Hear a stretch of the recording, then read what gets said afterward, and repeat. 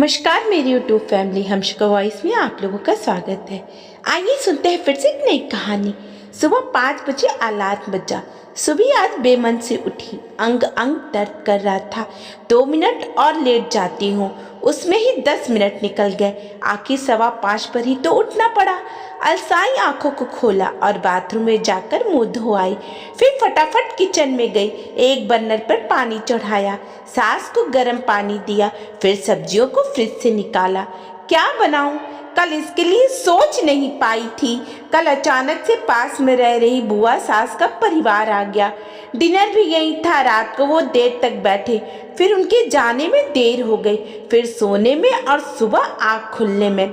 भिंडी बना लेती हूँ, ये सोचते ही लग गई भिंडी काटने में। सास आराम से गर्म पानी घुट घुट करके पी रही थी। मन में तो आया कह दूं, माँ जी आप सब्जी काट दे तो मेरी मदद हो जाएगी, पर हिम्मत नहीं हुई। रोज सोचती हूँ पर कह नहीं पाती। शादी को 10 साल होने को जा रहे हैं, पर आज तक कहने की हिम्मत नहीं जुटा पाई। सुबह के आते ही सास ने किचन से संन्यास ले लिया। फटाफट सुबह ने भिंडी काट कर छौंक दिया। इतने में बच्चों को उठाने का वक्त हो गया।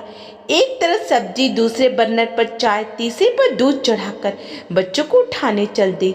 छोटे बच्चों को उठाओ, सहलाओ, लाड लगाओ, गोदी में बिठाकर पुचकारो, तब जाकर उठते हैं। उसमें भी 10 से 15 मिनट तक लग जाते हैं। मम्मी आप दूध नहीं पीना, आप पिला दो तो मैं पी लूँगी। मन तो करता है कि अपने बच्चों को अपने हाथों से खिलाऊं, पर उसी वक्त गैस पर रखी सब्जी हिलानी थी, नहीं तो जल जाती। छोटी अपने आप पियो, मुझे और भी काम है। सुबह ने यूं ही बनावटी गुस्से में कहा। कभी कभी लगता है कि मैं अपने बच्चों को टाइम नहीं दे पाती। अब क्या करूं? शिखा ने फटाफट पराठे सेके और दोनों बच्चों को तैयार करके टिफिन पैक कर दिया।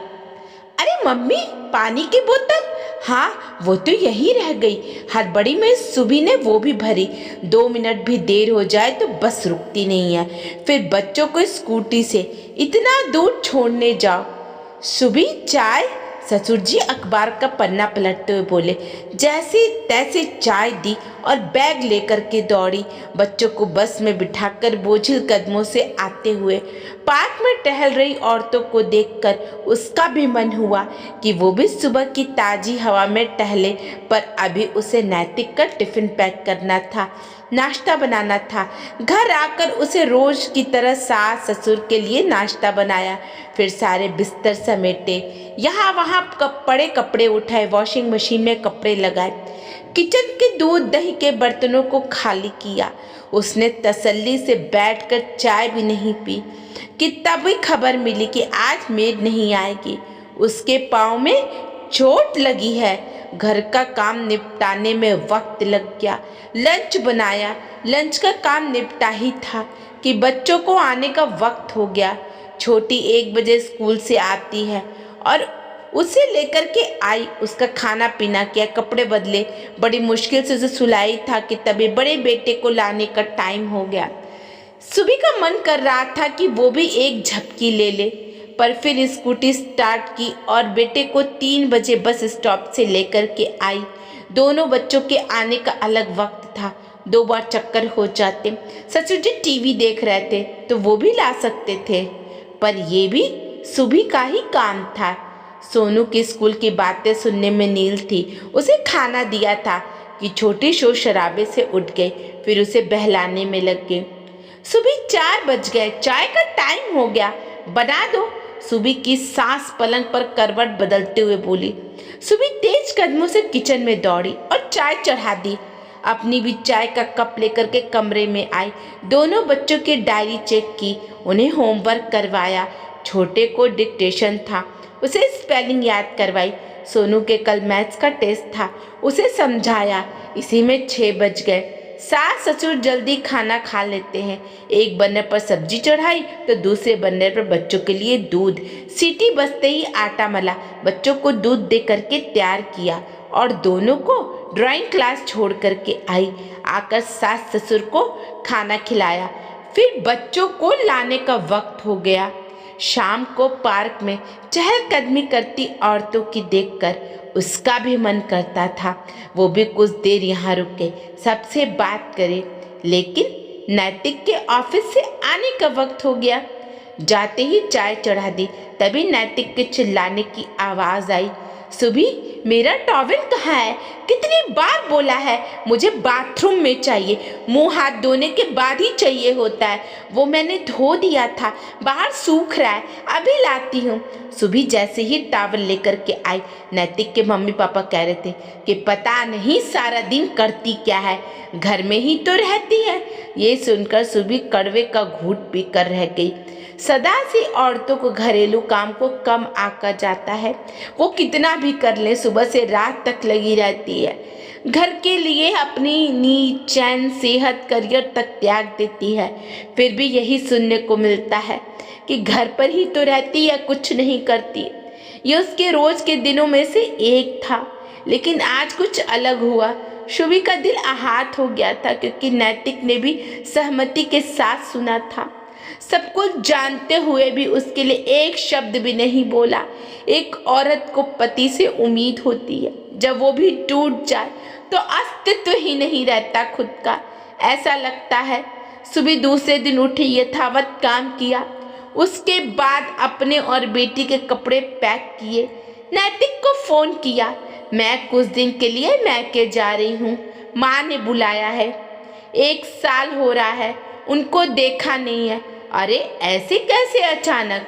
और माँ को ही देखना है तो मैं दिखा लाऊंगा, रुकने की क्या जरूरत है? मेरी भी तबीयत ठीक नहीं है, आराम कर लूंगी कुछ दिन, वह शुभी ने कहा। अरे वो तो यहाँ भी कर सकती हो और करती ही हो, नैतिक ने खींचते हुए कहा। हाँ आराम ही तो करती हूँ, यहाँ की जगह वहाँ कर लूंगी। अब तो नैतिक आग बबूला हो गया। ठीक है जाओ, बच्चों को भी ले जाना, हो गई उनकी तो पढ़ाई, गुड़िया को ले जा रही हूँ। स्कूल में बात कर ली है, सोनू के स्पोर्ट्स चल रहे हैं तो ये यहीं रहेगा, कहकर फोन काट दिया। जाते समय सास ससुर के पैर छुए और निकल गई। उन्होंने पूछना भी जरूरी नहीं समझा कि बेटे से बात हो गई थी, शायद तो गुस्से में देख रहे थे। पिछले 10 सालों में कभी कोई कसर नहीं छोड़ी थी, घर के काम में, सभी की सेवा खुशामद करने में, लेकिन कभी प्यार के 2 बोल सुनने नहीं मिले, कभी पलट के नहीं बोला। आज हिम्मत थी सो चुपचाप चली गई। इधर फिर सुबह हुई, नैतिक लेट उठा, बेटे का भी स्कूल छूट गया। किचन में आए तो माँ ने चाय बड़ी मुश्किल से बनाई, नाश्ता बाहर किया और घर में भी सबको दे गया। जैसे तैसे सुबह का निपटा तो दोपहर के खाने की चिंता सास को सताने लगी। कहा तो मुंह से निकलते ही हर चीज हाजिर हो जाती थी और अब दाल रोटी भी नहीं बन पा रही है। दाल चावल बना लिए, वही सबने खाए। शाम को चाय, फिर डिनर, सो हालत खराब हो गई सासू माँ की। उस पर कपड़े साफ सफाई से लेकर हजारों काम घर में दिखने लगे, उसी घर में जिसमें कोई काम नहीं था सभी के लिए। दूसरे दिन ससुर को छोड़ने जाना था, बेटे को स्कूल और फिर लेने को, जो उनका पहाड़ सा काम लग रहा था। बात बात पर सुबह का नाम चिल्लाते, सभी फिर शांत हो जाते। 2 दिन बीत चुके थे। तीसरे दिन नैतिक शाम को लौटा तो मम्मी पापा के ही पास बैठ गया। पापा ने कहा, क्या हुआ बेटा? कोई काम ठीक से नहीं हो रहा है, ना टाइम से उठ पा रहा हूँ, ना सो पा रहा हूँ, ना ही पेट भर खा पा रहा हूँ। ऑफिस का काम भी पेंडिंग है, उधर बेटे के स्कूल से नोटिस आया है, होमवर्क नहीं हुआ है। हमारा भी यही हाल है, ना जाने बहू कब आएगी। सुबह के 2 दिन ना रहने से हमारी ये हालत हो गई है और हम कहते हैं कि वो करती ही क्या है। नैतिक की आंखें भर आई थी। हाँ, बेटा बहू ने घर ऐसे संभाला था जैसे लगता था कि अपने आप हिसाब हो रहा है।